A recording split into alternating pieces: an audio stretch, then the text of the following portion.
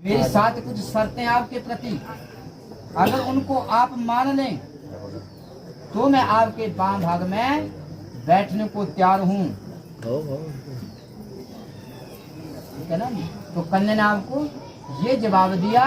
तो अब कन्या की पहली बात क्या है कि एक मिके विष्णुस्ताय नायको हो, विष्णु की मैं तुझे अन्न की वृद्धि के लिए प्रथम पाद चलाती हूँ।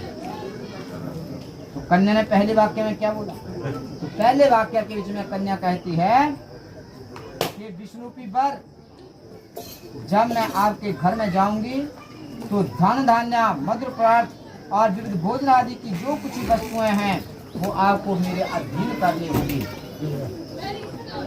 आशीष जी बात समझ लेनी, बात का जवाब दे देना, सोच समझ करके देना, तब आप अगला कदम चलें।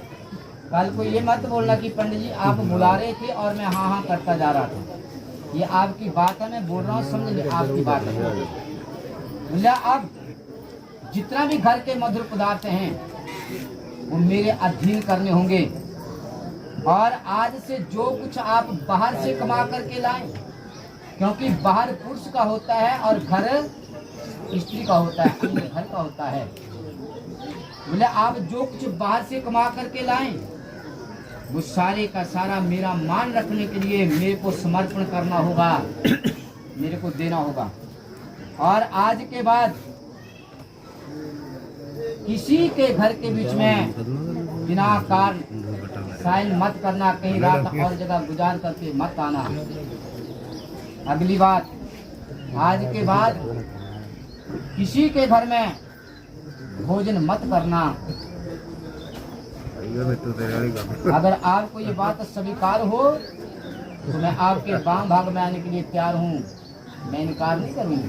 परंतु पहली बात ही मानना, इसमें आपको कुछ संदेह हो, किसी बात का पता ना हो तो आप निसंकोच होकर के पूछ सकते हो, अन्यथा तो प्रथम का कदम आप चल सकते हो।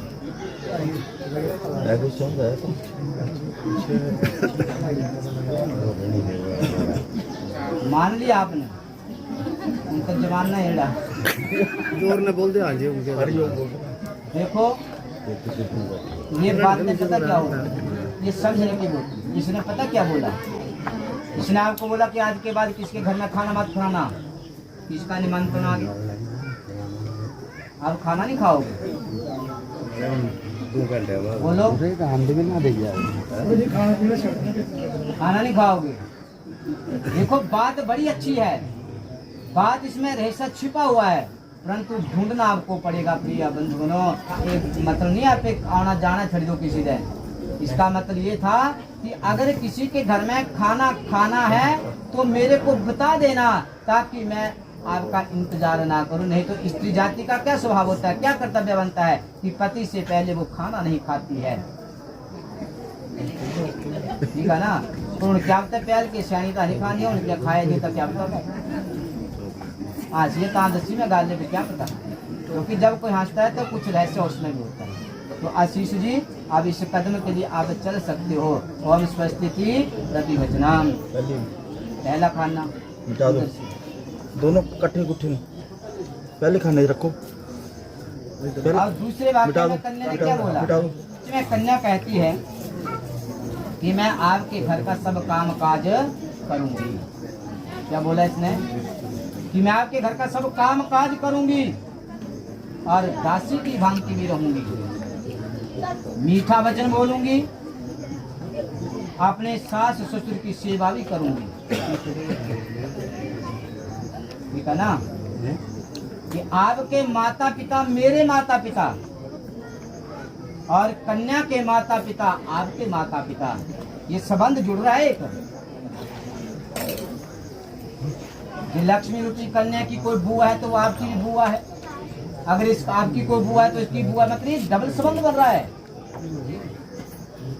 ठीक है ना। हिरण में मेरे रिश्तेदार के, तेरे रिश्तेदार कोई रिश्तेदार नहीं, या होना पे तेरे रिश्तेदार तेरे है, मेरे ऐसा नहीं होना चाहिए। मतलब एक संबंध बन रहा है।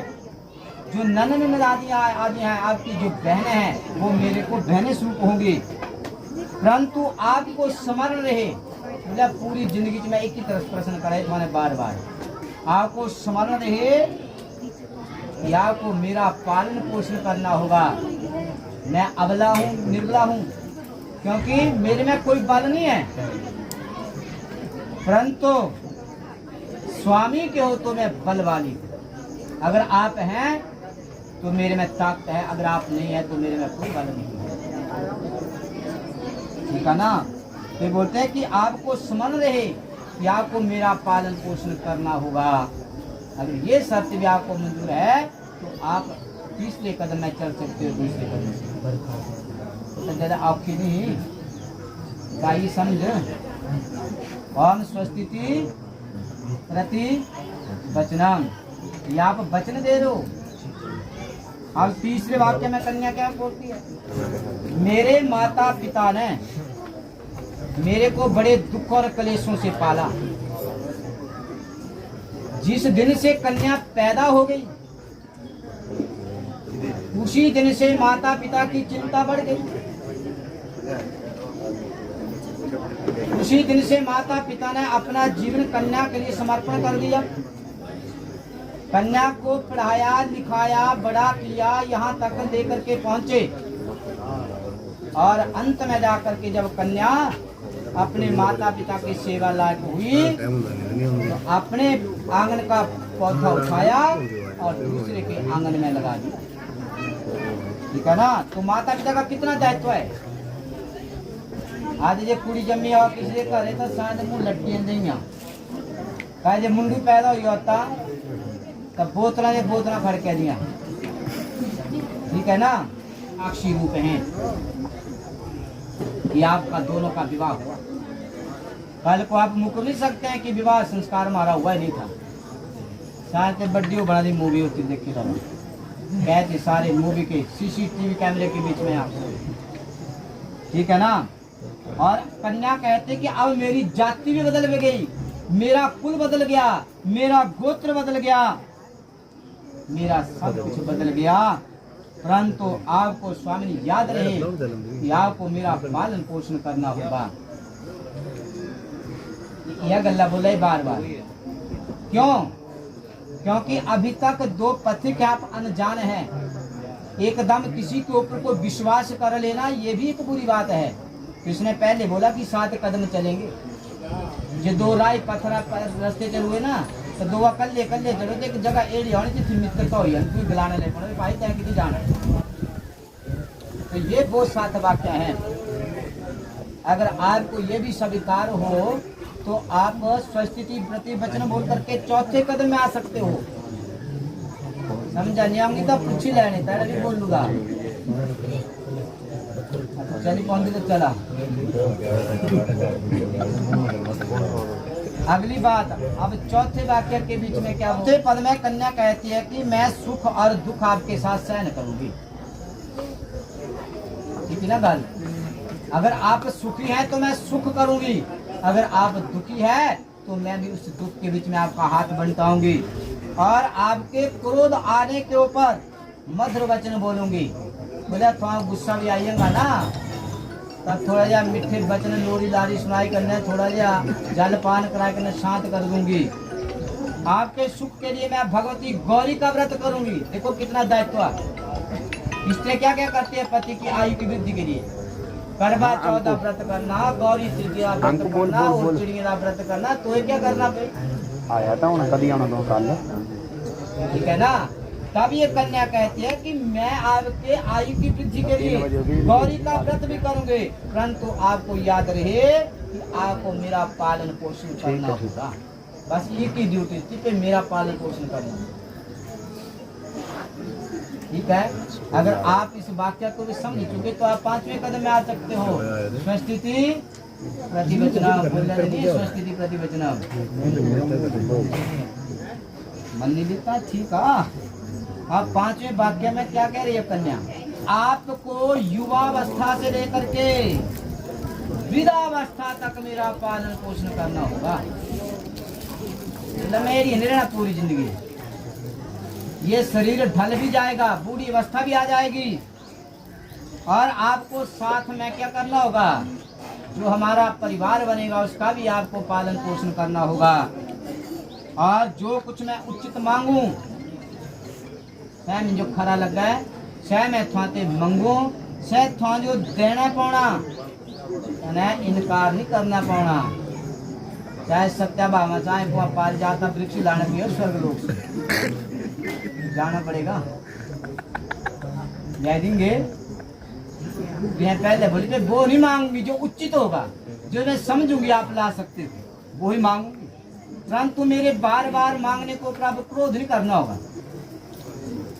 ताले जेब से पैसे निकल देना ताले बार बार उसको क्रोध आता है। 500 भी मांगा, 1000 फिर मांगा, 2000 फिर मांग दिया और एक बार ये आई गल पे तू तड़ दी नहीं मांगने तो ये नहीं सुनना मैं पे। देखो ये सिलबत्ता रखा है, आपको पता है क्यों रखा ये? आप थोड़ी देर आप रुके फिर आपने कहा कि आप चलो अब आगे आप भी हो जाओ, पता है इस बात का? नहीं है पता ना।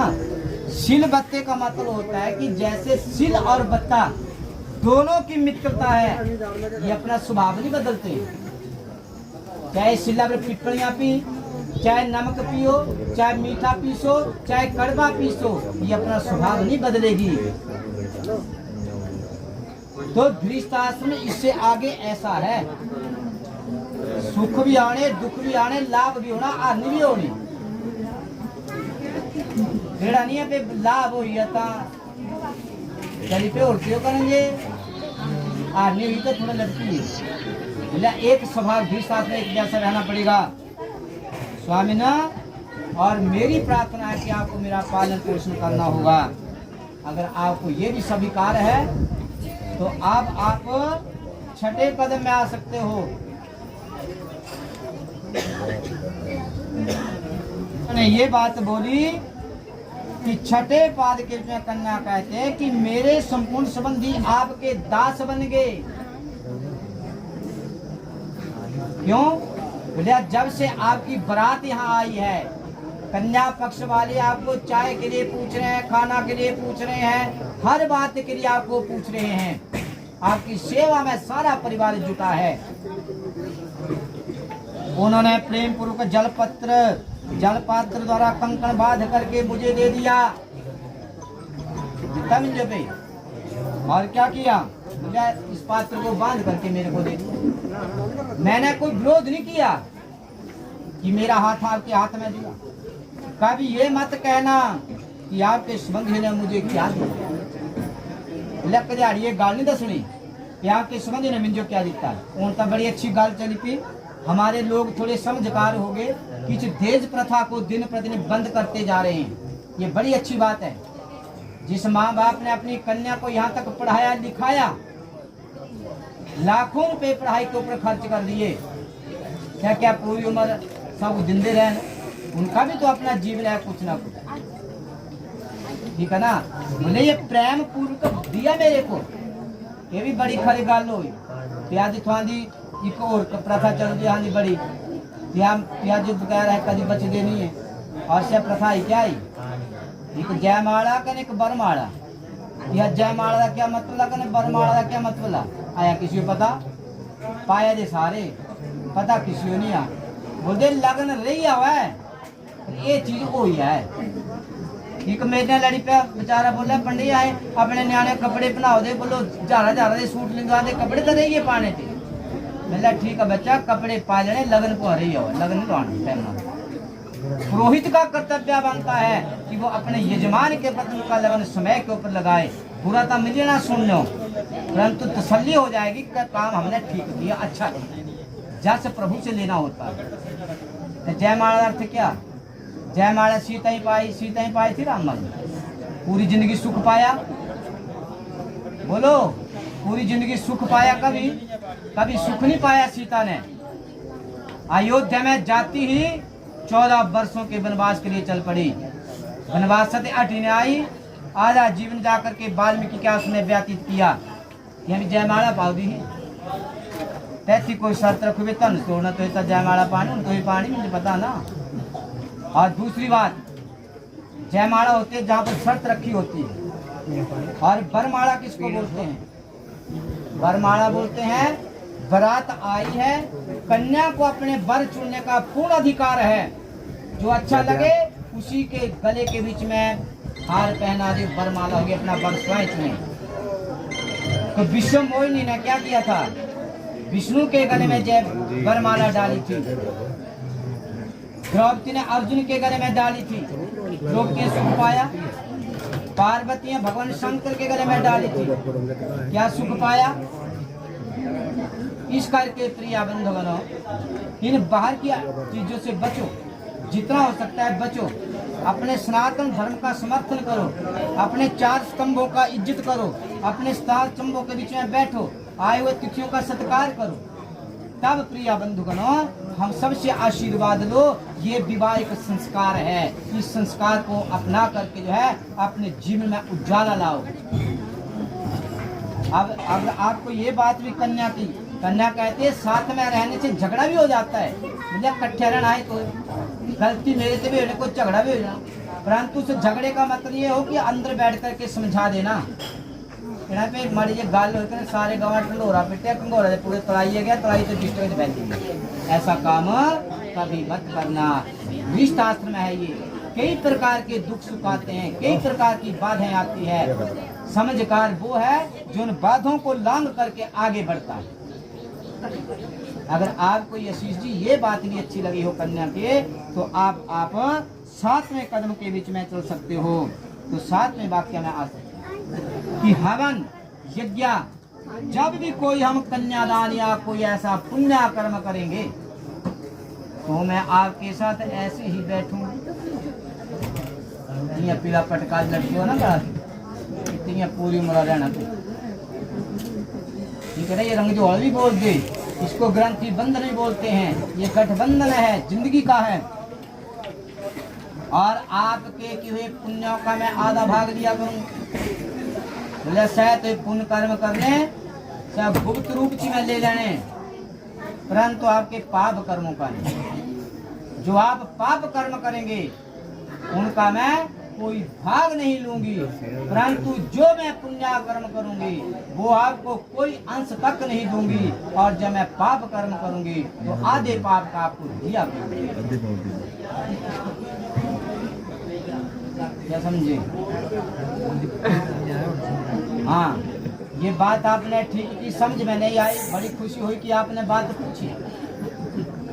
देखो इसके कौन से पाप हैं, कौन से पुण्य हैं, ये बात ही मैंने रखी है। बात चली है गृहस्थ आश्रम की, सड़क की बात नहीं है, सड़कों की बात नहीं है, ये गृहस्थ आश्रम की बात है कि गृहस्थ आश्रम के बीच में जो मैं पाप करूंगी, स्त्री का परम कर्तव्य बनता है कि वो सुबह पति से पहले उठे। उठ करके क्या होता है, जल लाना, चूल्हा जगाना, झाड़ू लगाना। तो ये जो पाप होंगे गृहस्थ आश्रम के लिए, इन पापों की बात है कि आपको चूल्ही रोटी पकाने, लकड़ी जलाने, खाने का बड़ा ना। पानी लाएंगे तो सबके लिए लाएगी, अपने लिए नहीं लाएगी। झाड़ू लगाएगी तो साफ सफाई में आप सब सारा परिवार चलेगा, अकेले नहीं चलेगी। ये बोलिए मैं उन पापों की बात कर रही हूँ, बड़े पाप नहीं। जब बड़ा पाप करियो तो जब भी पूछना होना भाई, ठीक है ना, ठीक है ना। वो पाप अपने आप को भुगतना पड़ेगा, परंतु आपके किए पापों का मैं कोई भाग नहीं लिया करूँगा। आप आशीष पाप करेंगे, उनका पाप का भाग नहीं देगा, परंतु पुण्य का मैं दे दिया। पुण्य भी बताए, जो आप कोई हवन यज्ञ करेंगे तो जिंदगी के बीच में दान पुण्य करना भी विशेष अंग है। गृहस्थ आश्रम है कि दान पुण्य भी कर दे रहना।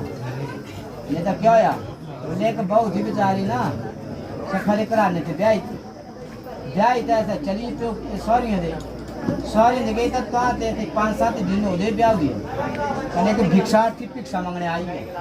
कहते नहीं क्या बोल जा भिक्षान दे ही, यहाँ बेचारी तो को आटा चक्या थाली से देने चली। अगर तलवा सौर का मंजा क्या किया, रोकी ने बोले बेटी कहाँ जा रही हो? बोले पिताजी बाहर भिक्षार्थी भिक्षा मांगने के लिए आए, इसको भिक्षा तो दे दूं। बोले नाम अंदर रख, इसका कोई मतलब नहीं है। फिर बोले आप भिक्षा दे, शायद दोबारी आई, लेकिन सौ ने फिर रोक दी। फिर बोले महाराज पिताजी ये गृहस्थाश्रम में कुछ कुछ नियम है, इनको निभा देना चाहिए। बोले चल चल चले समझकारी, अपने मायके में ही बरकरार रखना। तेने बेचारे फिर बोलिया राम सहाय, तिया बेचारियां बोलता पे न राम आ न सहाय आ। बोलिया खांदे क्या है? बोलिया पिछली कमाई ते पिछे बंदा मिल लगा हूं। बोलिया गांजो, बोलिया गांजो तुझ साई तिया तै चौका कमांडर तिया चल पोना तै देना नहीं है किसी नहीं तो टोल न क्या ठोकरा तू। भगवान को देंगे, भगवान को आप कहते हैं ना एक पैसा दोगे तो 10 लाख दूंगा। एक तो देना नहीं है कि लाख 30 देना बनाना नहीं।